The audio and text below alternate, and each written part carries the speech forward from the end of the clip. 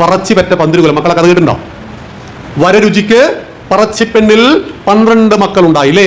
കേട്ടിട്ടില്ലേ? 12 മക്കളെ പെറ്റൊരമ്മേ, നിന്റെ മക്കളിൽ ഞാനാണ് ഭ്രാന്തൻ. നാരായണത്ത് ഭ്രാന്തൻ കഥ കേട്ടില്ലേ? അപ്പോ നാരായണത്ത് ഭ്രാന്തൻ പറയാണ്, ചത്തമൂട്ടാനൊത്തു ചേരുമാറുണ്ടെങ്കിൽ ചേട്ടന്റെ ഇല്ലപ്പറമ്പിൽ.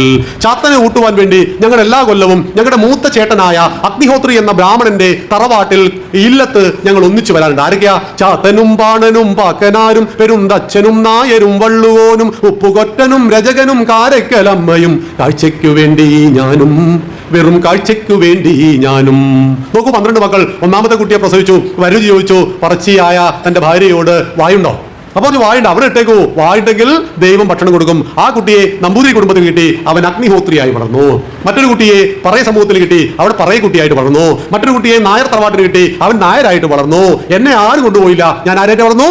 ഭ്രാന്തനായിട്ട് വളർന്നു എന്ന് ആര് പറയുന്നു? നാരായണത്ത് ഭ്രാന്തൻ പറയുമ്പോൾ വരരുചിയുടെ 12 മക്കൾ 12 കുലത്തിൽ 12 നാട്ടിൽ ജീവിച്ചു എന്ന് പറഞ്ഞ ഒരു ചരിത്രം നമുക്കുണ്ട്. പറച്ചിപ്പറ്റ പന്തിരുകുലത്തിന്റെ ചരിത്രം നമ്മൾ പഠിക്കണം. അതുകൊണ്ട് ജാതീയതയുടെ തൊട്ടുകൂടായ്മയുടെ പഴയ പേരുകൾ പറഞ്ഞ് നമ്മൾ ഹിന്ദുക്കളെ തമ്മിലടിപ്പിക്കുന്ന ഒരു വർത്തമാന കാലഘട്ടത്തിൽ മഹാത്മാ അയ്യങ്കാളി മുന്നോട്ട് വെച്ച ആശയം, ഗുരുദേവനും ചട്ടമ്പിസ്വാമി തിരുവടികളും മുന്നോട്ട് വെച്ച ആശയം ഒരു ഹിന്ദുവും പതിച്ചു പോകരുത്. എന്താ നമ്മുടെ പ്രാർത്ഥന? ലോകാ സമസ്ത സുഖിനോ ഭവന്തോ വസുദൈവ കുടുംബകം. ഈ ലോകം തന്നെ നിന്റെ കുടുംബമാണ്. ഇസ്ലാം നമ്മളെ പഠിപ്പിച്ചു, നീ ഭക്ഷണം കഴിക്കുമ്പോൾ നിന്റെ 4 അയൽപക്കങ്ങളിൽ വിളിച്ചു ചോദിക്കണം. യേശുദേവൻ നമ്മളെ പഠിപ്പിച്ചു, നീ നിന്നെപ്പോലെ നിന്റെ അയൽക്കാരനെ സ്നേഹിക്കണം. ഇതിൽ ചെറിയൊരു പ്രശ്നമുണ്ട്.